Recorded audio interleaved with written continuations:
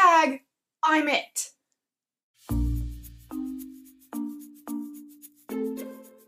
Kim here, welcome back. I was tagged by Camille at TheCamillion to do the first date book tag. This is a kind of a cool tag, and I was really excited to be tagged by Camille. She is like, her channel is just, she's so cool and she's really smart. And so I really, like, I love watching her stuff because she always has really great insight into the books she's reading and things, and she has really cool makeup tutorials and stuff like that and super cute unboxings. And anyway, I will leave the linky link for her channel down there.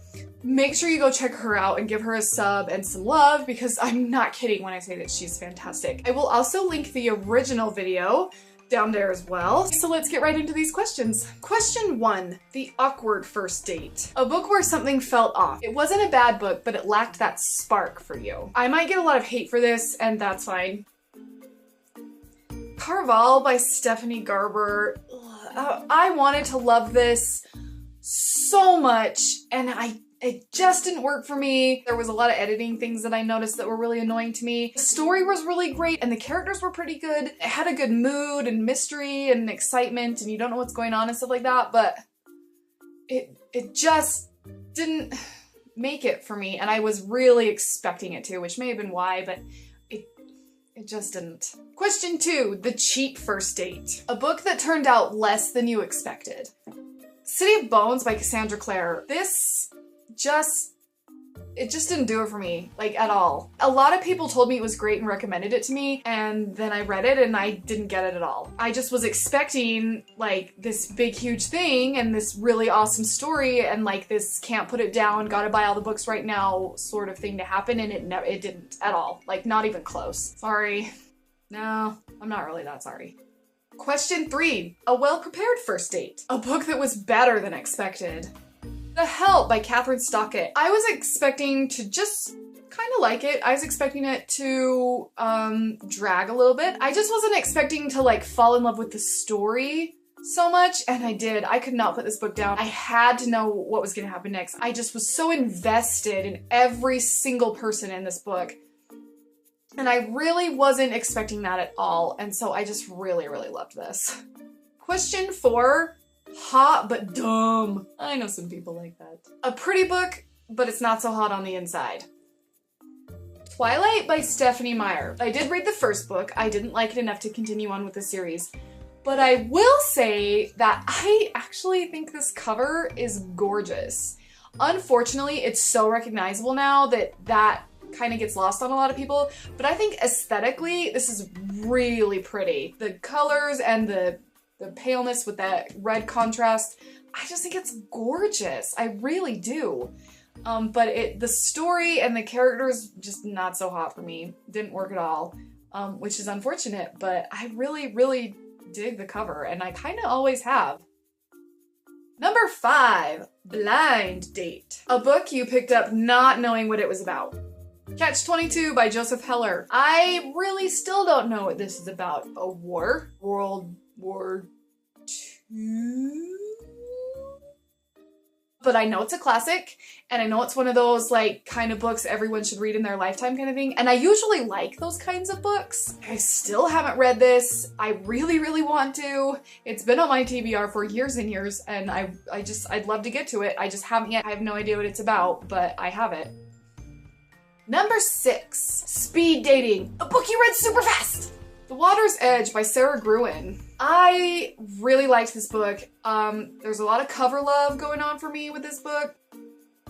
Beautiful. I got it because I liked Water for Elephants, and so I wanted to see what else she kind of had going on. There's a little poem here right before you get into, like, the real book, like right before the title page. 1 crow for sorrow, 2 crows for mirth, 3 crows for a wedding, 4 crows for a birth, 5 crows for silver, 6 crows for gold, 7 for a secret never to be told. Okay, I have actually known of that, like, legend slash poem slash saying for a really long time. I just have this really weird psychic connection with ravens, and that sounds like I'm a crazy person, but I'm gonna need you to believe me. But anyway, so, like, when I see ravens and there's a certain number and things like that, like, it can, not always, but it can mean something. And when I read that in this book, I freaked out. I was so excited, and it takes place in Scotland, and I love everything about Scotland. And it's just a beautiful story. And I really read this in, like, I don't even think it took a full 24 hours for me to get this cover to cover. It was just great. It was just so good. I just was completely engrossed with everything that was going on. And I loved it. Number 7, The Rebound. A book you read too soon after book Hangover, and it kind of ruined the book for you. A Discovery of Witches by Deborah Harkness. This was actually required reading for college. I took a Gothic literature class, and it was one of my favorite classes, and I really liked it. But right before then, we read The Monk by somebody that I will add because I cannot remember. It was incredible. It was incredible. And it just really just captured me.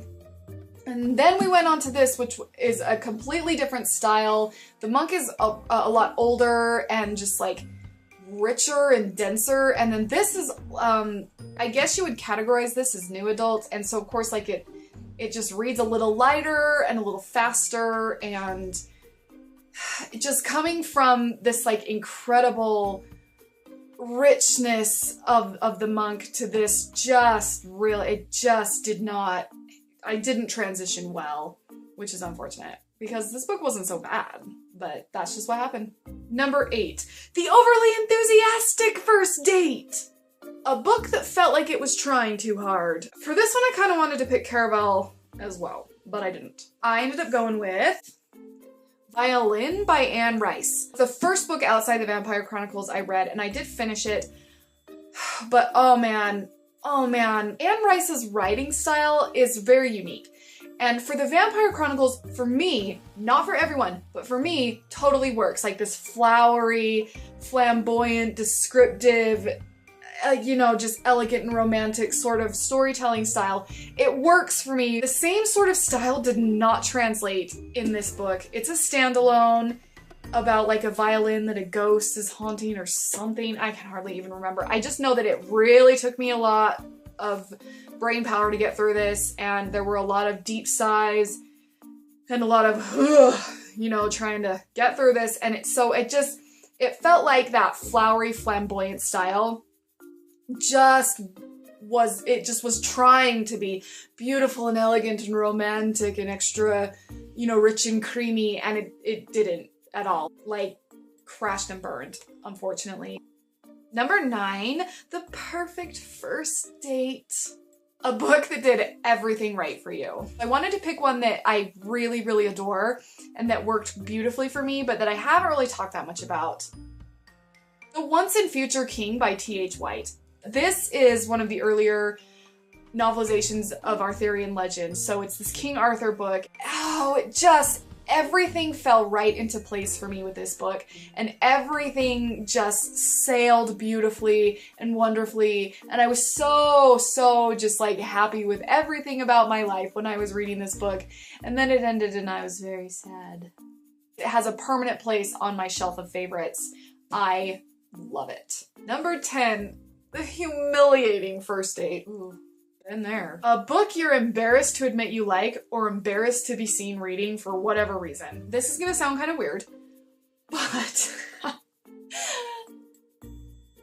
Wicked by Gregory Maguire. And okay, this is purely cultural in why I would be embarrassed to be seen reading this. I live in Utah, and there's a really big Christian culture here. We have a lot of Mormons here, okay? But they're very, very conservative, which is fine. A lot of people I know who are in that conservative way really love the musical Wicked, which is great in its own right. I've never seen it, but from what I've heard of it, like, it's great. A select few have actually read the book and freaked out.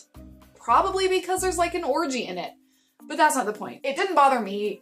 Things like that don't bother me in books, but for those conservative people who are my friends, who I have a lot of around here, for them to see me reading this and for them to know what's in it, there is like a lot of times a conversation that happens, you know, some frowns at me, a lot of this, but I get that a lot. But that's why I picked this book for that, because around here, the conservative people that know what's in the book versus the musical that they love so much, I get a lot of looks if I'm seen with this book in public. Hey, that's all the questions.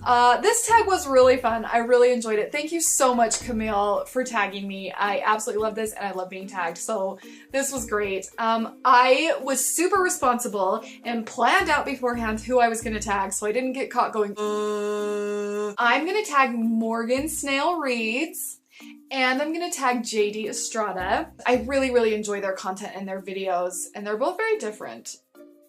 But you know, I like the unique booktubers, and both of them are that, and both of them are fantastic. So check out their channels, and I'm looking forward to seeing what they come up with because it's gonna be cool. So hi guys, tag you're it, JD Estrada and MorganSnail Reads. Thanks so much for watching, and we'll see you in my next video. Laziness. Question 1. Oh crap. He does.